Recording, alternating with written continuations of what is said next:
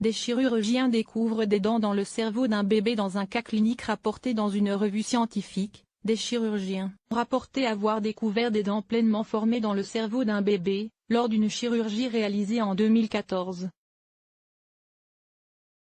Les faits remontent à 2014.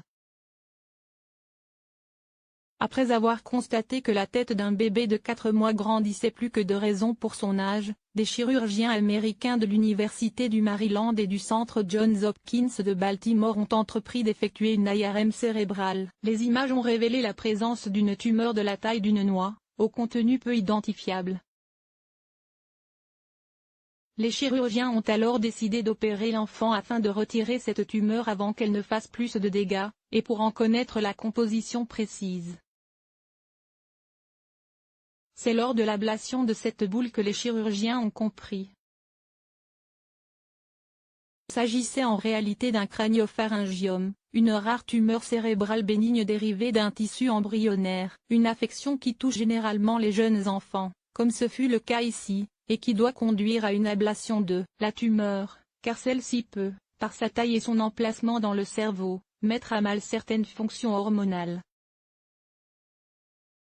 Mais l'histoire ne s'arrête pas là, puisque les chirurgiens ont ensuite constaté avec surprise que la tumeur était incrustée de plusieurs dents complètement formées. On parle de tératome, tumeur contenant des dents mais parfois aussi des cheveux, du muscle ou de l'os.